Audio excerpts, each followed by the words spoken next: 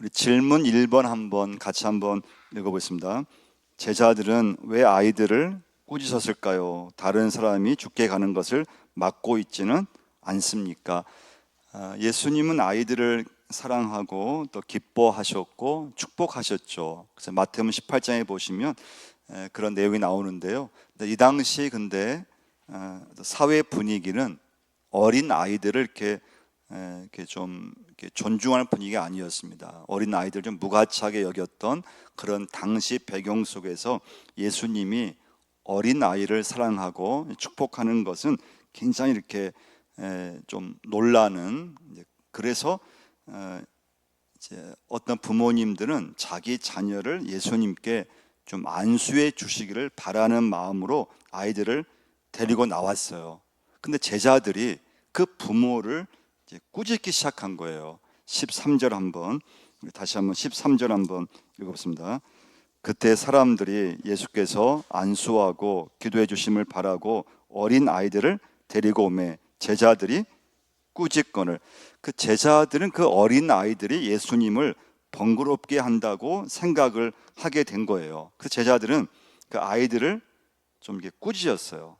그러니까 어떤 분위기인지 알겠죠. 이런 분위기는 뭐 지금도 우리 교회에서 또 이렇게 어른 예배 시간에 흔히 일어날 수 있는, 상상할 수 있는 그런 분위기예요. 이때 예수님은 어린 아이들을 용납하고 내게 오는 것을 금하지 말라. 천국이 이런 사람의 것이니라 하면서 제자들을 강하게 이렇게 혼내시게 됩니다. 14절, 15절 같이 읽겠습니다. 예수께서 이르시되 어린 아이들을 용납하고 내게 오는 것을 금하지 말라. 천국이 이런 사람의 것이니라 하시고 그들에게 안수하시고 거기를 떠나시니라. 예수님은 먼저 어린 아이를 용납하라고 명령하셨어요. 여러분과 제가 오늘 이제 첫 번째 적용할 건 자녀들을 용납하셔야 돼요. 어린 아이들을 여러분 교회에서 용납해야 돼요. 자녀들이 예수님께 가는 것을 절대 막으면 안 된다는 거예요. 내 자녀들을 예수님께 안수를 받게 하기 위해서 데리고 온 것은 잘한 거잖아요. 내 자녀를 예수님께 기도받게 하기 위해서, 또 내 자녀를 예수님과 만나기 위해서 내 자녀를 데리고 온 것은 참 좋은 일이고 귀한 일이에요. 예수님께 기도를 받고 싶어서 내 자녀를 데리고 왔다면 그건 귀한 거죠. 오늘 이 시간에도 내 자녀를 데리고 온 그런 가정이 있다면 그건 귀한 거예요. 좋은 거예요. 신앙으로 키우고 싶은 그런 이제 마음은 귀한 거죠. 그럼 여러분과 제가 오늘 이 예수님께 내 자녀를 데리고 온 부모님에게 그럼 배울 점이 뭐가 있을까요? 배울 점. 신앙 교육을 시키려고 했다는 거죠. 여러분과 제가 참 살아가면서 내 자녀들을 세상적으로 잘 이제 교육시키는 거 참 중요하잖아요. 무시할 수 없는 그런 어떤 가정의 자녀 교육인데요. 또 중요한 것은 내 자녀에게 내가 얼마큼 신앙 교육을 잘 시킬 수 있느냐. 그래서 어렸을 때 내 자녀를 은혜 받게 하는 것이 굉장히 중요합니다. 그래서 믿음의 교육을 위해서 투자하는 것, 내 자녀를 어떻게 하든지 신앙을 들어갈 수 있게끔 관심을 갖고 기도해 주는 것은 굉장히 중요합니다. 근데 여러분 어떻습니까? 현실에서는 어떻습니까? 쉽지 않죠.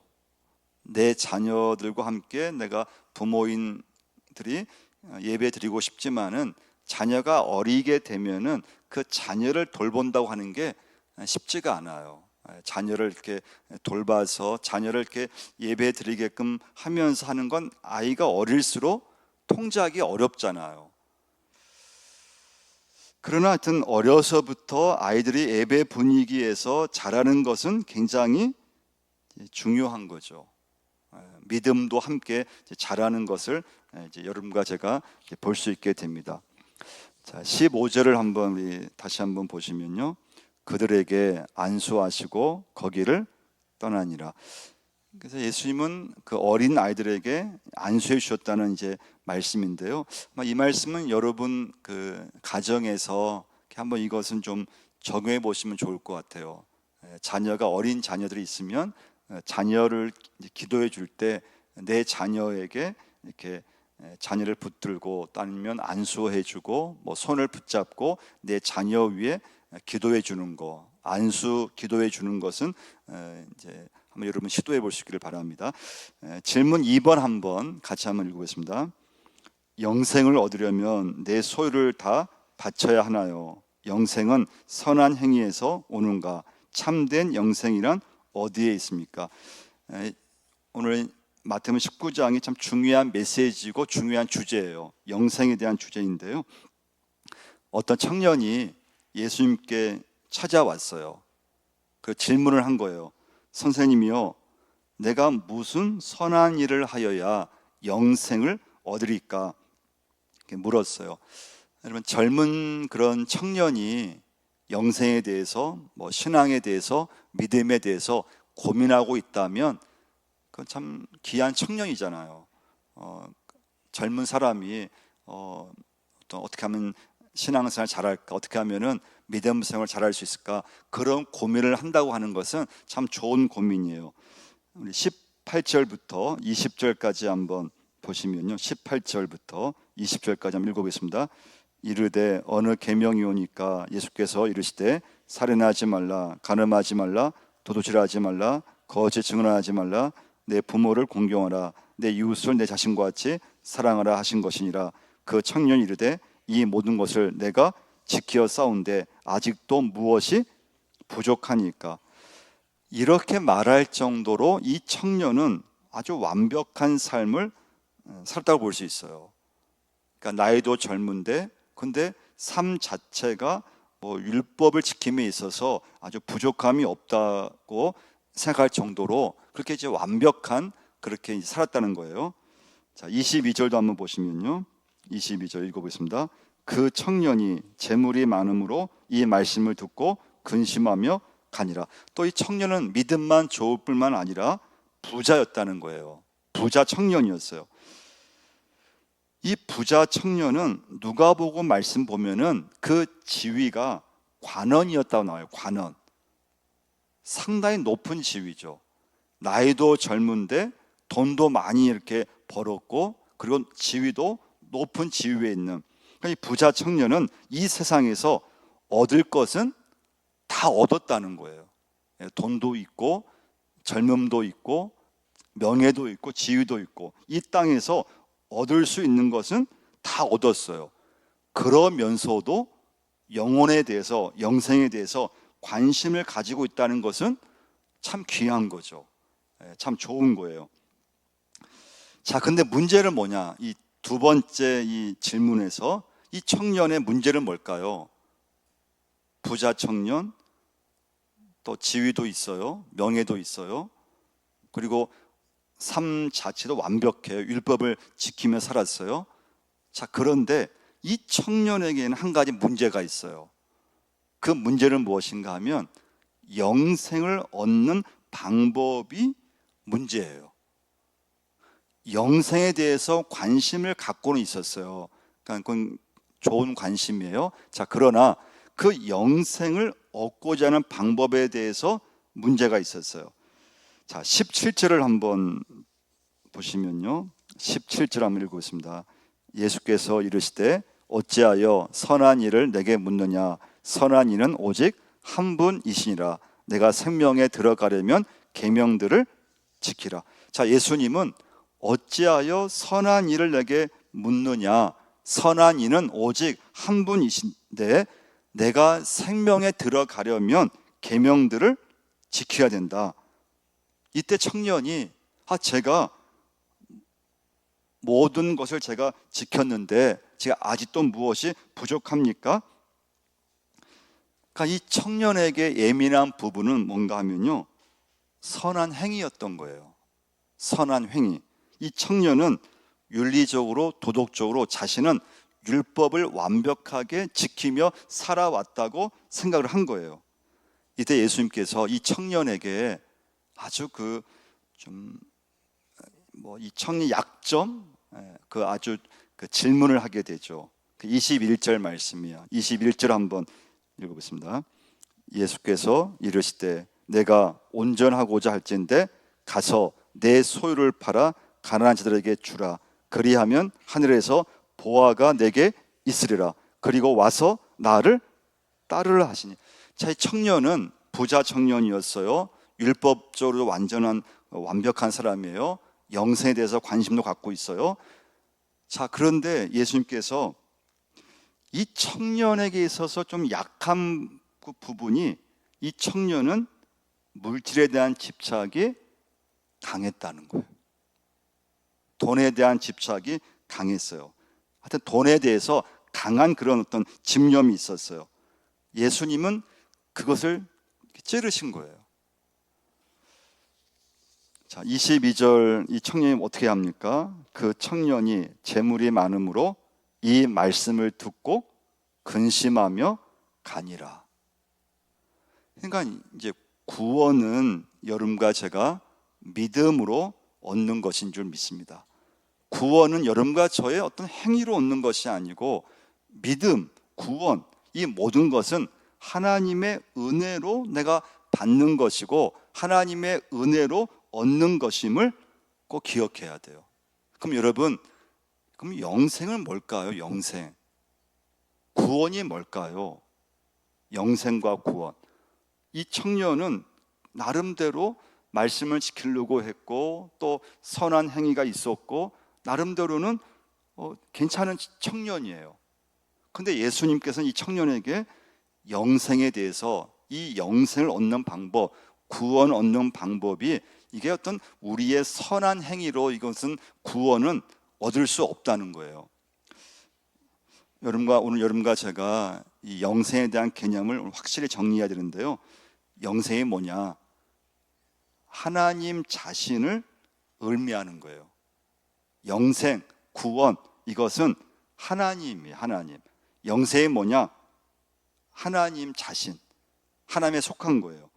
영생은 영원하신 하나님의 사랑과 인격의 품에 안겨서 그 하나님과 내가 동행하는 거, 영생이에요.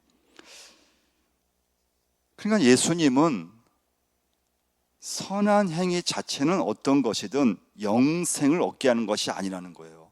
내가 아무리 윤리적으로 내가 잘 살아도 그 행위로는 구원을, 영생을 얻을 수 있는 것이 아니라는 거예요.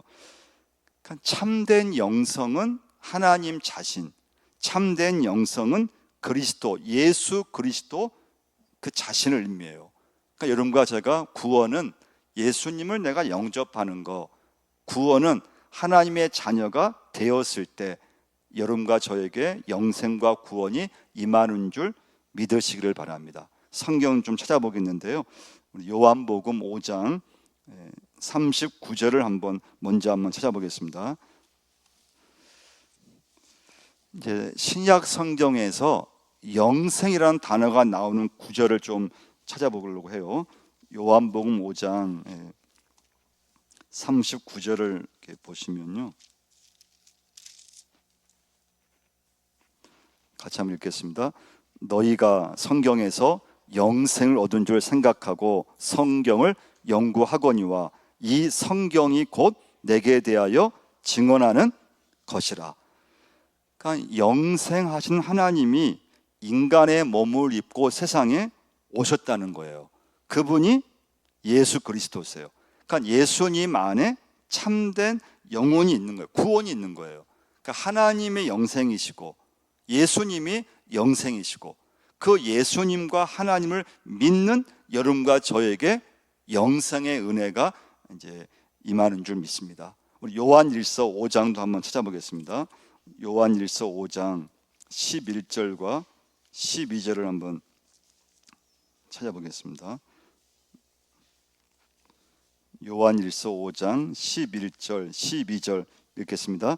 또 증거는 이것이니 하나님이 우리에게 영생을 주신 것과 이 생명이 그의 아들 안에 있는 그것이니라. 아들이 있는 자에게는 생명이 있고 하나님의 아들이 없는 자에게는 생명이 없느니라. 할렐루야. 하나님이 우리에게 뭘 주셨다고 했습니까? 영생을 주셨습니다.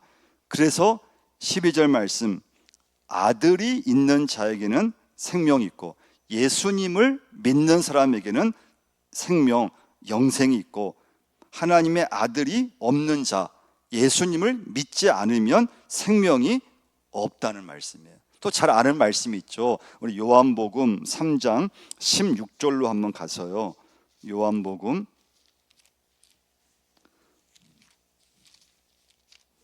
3장 16절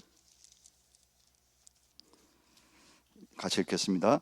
하나님이 세상을 이처럼 사랑하사 독생자를 주셨으니 이는 그를 믿는 자마다 멸망하지 않고 영생을 얻게 하려 하심이라. 할렐루야. 독생자를 믿는 자에게 영생이 있다고 말씀하셨어요.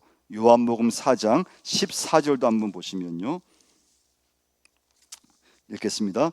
내가 주는 물을 마시는 자는 영원히 목마르지 아니하리니 내가 주는 물은 그 속에서 영생하도록 솟아나는 샘물이 되리라. 요한복음 6장 51절도 한번 보겠습니다. 요한복음 6장 51절 같이 읽겠습니다. 나는 하늘에서 내려온 살아있는 떡이니 사람이 이 떡을 먹으면 영생하리라. 내가 줄 떡은 곧 세상의 생명을 위한 내 살이니라 하시니라. 할렐루야. 그래서 그 하나님과 예수님을 영접하고 믿으면 죽음이 없게 되어 있어요. 죽음이 없는 거예요. 그러니까 영생이라고 하는 것, 구원은 여러분과 제가 꼭 기억할 것은 내가 죽어서 갖는 게 아니에요. 내가 죽어서 물론 천국에 가지만 영생, 구원은 예수 그리스도를 내가 영접하는 순간에 하나님의 영생, 영원한 생명이 내 안에서부터 시작이 되는 줄 믿으시기를 바랍니다. 영생이 시작이 되는 거예요. 자, 그래서 이 영생을 여러분과 제가 딱 갖고 누리며 살게 되면 달라지는 게 뭐냐 이거죠. 이 영생이 여러분과 저에게 있는데 이 영생이 있으면 어떤 죽음의 세력이 여러분과 저에게 와도 그것 때문에 괴로워하지 않는 거예요. 어떤 절망이 와도 그 절망이 예수 믿는 여러분과 저 괴롭히지 못하는 거예요. 내가 암에 걸려 죽을지라도 영생을 가진 사람에게는 육신이 그렇게 큰 의미가 없다는 거예요. 실패가 두렵지 않는 거예요. 여러분과 제가 살면서 예수 믿지만 상황적인 어떤 환경적인 고민은 줄 수 있어서 절망은 여러분과 저에게 줄 수 없다는 거예요. 이게 여러분, 영생을 가진 사람들은 그래서 자유가 있고 평안한 거예요. 말할 수 있는 그 소망이 여러분과 저에게 있는 거예요. 그러니까 여러분, 내가 여러분과 제가 믿음이 있다고 하는 것은 이게 좀 간단한 게 아니에요. 엄청난 거예요. 예수 믿는 그 순간부터 여러분과 저에게는 영원한 생명이 내 심령 속에부터 역사하는 거예요. 그러면 살면서 또 우리는 살아있는 동안에 여러 가지 그런 때는 우리 인생에, 여러분과 제 인생에 때는 죽음의 고비도 오고 또 죽음의 순간도 오게 되고 때는 아프기도 하고 실패하기도 하고, 그렇지만 그런 육신적인 것이 여러분과 저를 괴롭게 하거나 또 힘들게 하면 안 된다는 거예요. 우리 요한복음 10장 한번 28절도 한번 찾아보겠습니다. 요한복음 10장 28절 한번 찾아보시겠습니다. 같이 한번 읽어보겠습니다. 내가 그들에게 영생을 주노니 영원히 멸망치 아니할 것이요 또 그들을 내 손에서 빼앗을 수 없느니라. 내가 그들에게, 여러분과 저에게 하나님께서 영생을 주셨는데 그 영생을 지금 내가 그 영생을 누리며 사는 사람이라고 하는 거예요. 그래서 여러분과 제가 어지간한 것이 여러분과 제게 있어도 우리는 쉽게 절망하거나 쉽게 낙심하거나 쉽게 실망하면 안 된다는 거예요. 우리 마지막 질문 3번 한번 보시면요, 3번 한번 읽어보겠습니다. 우리는 모든 것을 다 버렸다고 말할 수 있나요? 누가 구원을 얻을 수 있나요? 이 부자 청년이 떠났어요. 이때 예수님은 제자들에게 영적인 중요한 가르침을 이제 말씀하게 돼요. 다시 우리 마태복음 19장 23절과 24절을 한번 읽어보겠습니다. 예수께서 제자들에게 이르시되 내가 진실로 너에게 이르노니 부자는 천국에 들어가기가 어려우니라. 다시 너희에게 말하노니 낙타가 바늘기로 들어가는 것이 부자가 하나님 나라에 들어가는 것보다 쉬우니라 하시니. 자, 부자가 천국 가기가 심히 어렵다, 이 말씀은 두 번 강조해서 말씀해 주고 있어요. 이 본문은 이제 세 번째 질문에서 굉장히 어려운 본문 중에 하나예요. 이 본문은 해석을 잘해야 돼요. 그렇지 않으면 좀 오해할 수 있는 본문 중에 하나예요. 이 본문을 그냥 읽으면 돈이 좀 있다고 하는 사람은 천국 가기가 굉장히 어렵다는 것처럼 이제 이해될 수 있는 본문이에요. 부자가 되면 천국 가기가 어렵다는 거예요. 이게 보통 문제가 아니라는 거예요. 자, 그래서 제자들 질문을 했어요. 25절 한번 보시면요, 25절 읽었습니다. 제자들이 듣고 몹시 놀라 이르되 그렇다면 누가 구원을 얻을 수 있으리까? 자, 부자가 천국 가기가 어렵다는 말은 여러분과 저에게도 이게 충격이 되고 고민되는 말씀이고, 제자들에게도 이 말씀은 이게 충격이 됐어요. 그 질문을 한 거예요. 근데 이제 이 말씀을 지금 오해하면 안 되는 건요, 이 예수님의 말씀은 부자라고 다 천국에 들어갈 수 없다는 말씀은 아니에요. 이 부자, 이 물질이 많다는 것이 천국 백성이 되는데 큰 장애가 된다는 것을 보여주는 말씀이에요.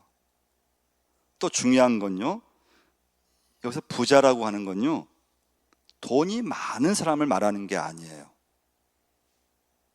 여기서 부자는 돈이 많은 사람을 말하는 것이 아니고 돈을 하나님처럼 생각하는 사람을 말하는 거예요. 돈이면 다 된다고 하는, 하나님보다 돈을 더 귀하게 여기고 돈을 더 중요하게 여기고 그런 사람을 가리켜서 예수님은 부자라고 얘기를 한 거예요. 그러니까 돈이 많은데, 돈을 많이 갖고 있는데, 그 사람이 돈보다도 하나님을 더 높이 여기고 돈보다도 하나님을 더 귀하게 여기고 그 물질을 잘 쓴다면 하나님 기뻐하시는 거죠. 그러니까 여기서 부자는 돈이 많은데 그 돈을 하나님보다도 더, 그냥 돈을 거의 하나님처럼 생각한다든지, 그냥 돈을 아주 가장 최우선으로 생각하는 사람을 의미하는 거예요. 그래서 여러분과 제가 이제 이 세 번째 질문에서 참 어렵잖아요, 현실에서는요. 근데 내가 정말 살아가면서 돈보다 하나님을 내가 더 가치 있게 지금 내가 여기며 살고 있는가, 아니면 그렇지 못한가, 그게 이제 중요하다는 거예요. 우리 디모데 전서 한번 찾아보겠는데요, 6장 한번 9절 말씀 찾아보겠습니다. 디모데 전서 6장 9절을 한번 찾아보겠습니다.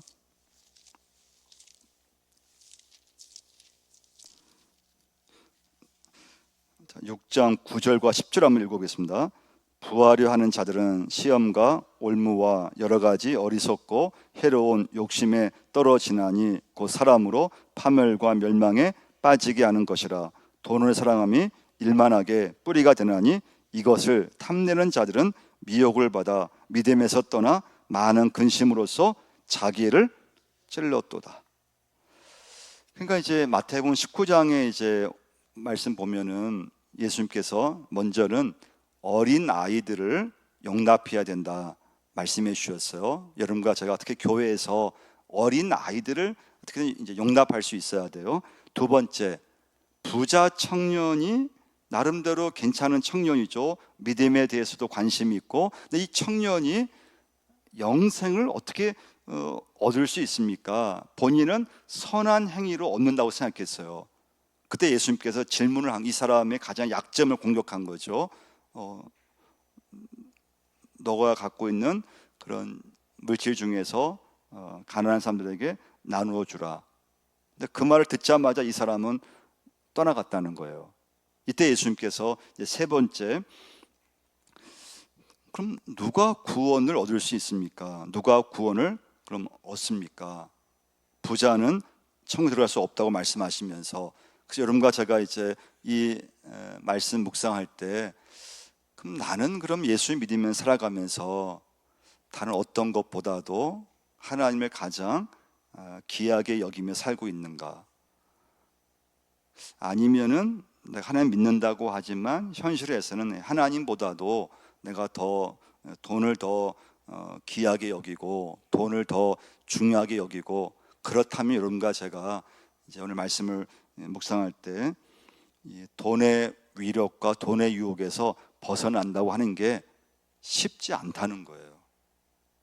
저도 뭐 설교하지만 누구든 이 돈의 이런 유혹 앞에서, 물질의 위력 앞에서 우리의 신앙생활을 한다고 하지만 이건 만만치 않다는 거예요. 다시 이제 마태복음 19장을 왔어요. 자, 이때 베드로가 좀 유치한 질문을 해요. 자, 27절 한번 보시면요. 자, 26절 먼저 한번 읽어보겠습니다. 예수께서 그들을 보시며 이르시되 사람으로는 할 수 없으나 하나님으로서는 다 하실 수 있느니라. 할렐루야. 사람으로는 할 수 없다는 거예요. 여러분과 제가 이 돈의 위력이 알잖아요. 자, 그런데 이것을 내 의지로는, 하나님을 내 의지로는 더 돈보다 더 귀하게 여길 수 없다는 거예요. 자, 근데 그 다음 말씀이 중요하죠. 사람으로는 할 수 없지만 뭐라고 했습니까? 하나님으로서는 다 하실 수 있느니라. 믿으시면 아멘. 하나님의 능력이 임하면 가능하다는 거예요. 내 힘으로는 이건 도저히 불가능해요. 할 수 없어요. 그런데 하나님은, 여러분과 저에게 하나님의 역사하시면 하실 수 있다는 거예요. 가능하다는 거예요. 그러면서 베드로가 유치한 질문을 하게 되죠. 27절도 한번 읽어보겠습니다. 이에 베드로가 대답하여 이르되 보소서, 우리가 모든 것을 버리고 주를 따라 싸운데 그런즉 우리가 무엇을 얻으리까? 유치한 질문이죠. 좋은 질문은 아니에요. 근데 예수님은 이 질문을 받으시고 베드로 혼내지 않으셨어요. 자, 베드로가 주여, 우리는 모든 것을 버리고 주님을 따랐습니다. 그렇다면 우리가 얻을 것이 무엇입니까? 그때 주님께서 28절 이렇게 대답을 하시죠. 같이 한번 28절 읽겠습니다. 예수께서 이르시되 내가 진실로 너에게 이르노니 세상이 새롭게 되어 인자가 자기 영광의 보좌에 앉을 때 나를 따르는 너희도 12 보좌에 앉아 이스라엘 12지파를 심판하니라. 주님을 위해서 살기로 결심한 사람들, 주님을 위해서 헌신한 사람들, 주님을 위해서 내게 있는 물질을 주님께 드리고 이 세상 것을 포기한 사람들, 그들에게 있어서 예수님은 12 보좌에 앉게 해주시고 12지파를 심판하는 그 지위에 있게 해주시겠다고 약속해 주고 계세요.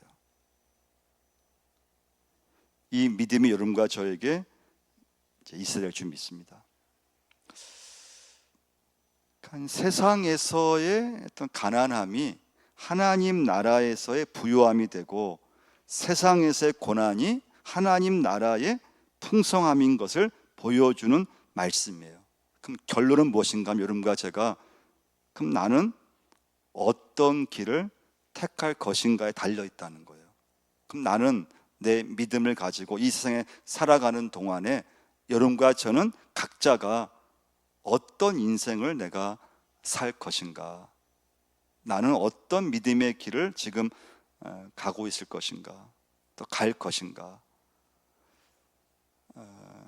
모든 사람들이 좋아하는 그런 세상의 그런 것들, 뭐 물질이든 그 길로 갈 것인가, 아니면 내게 있는 영생을 내가 주님 내게 주셨는데 내가 주의 자녀로서 그 세상 것을 포기하고 주님을 위해서 내가 얼마큼 헌신하면서 내가 살 수 있을 것인가, 나는 어떤 길을 갈 것인가. 그래서 여러분과 저에게는 온전한 헌신이 필요함을 말씀해 주고 있어요. 우리 29절과 30절 한번 읽어보겠습니다. 또 내 이름을 위하여 집이나 형제나 자매나 부모나 자식이나 전토를 벌인 자마다 여러 배를 받고 또 영생을 상속하리라. 그러나 먼저 된 자로서 나중되고 나중된 자로서 먼저 될 자가 많으니라. 여러분과 제가 하나님 앞에 헌신할 수 있기를 축원을 드립니다. 영생을 상속하기를 하나님께서 원하시는 줄 믿습니다.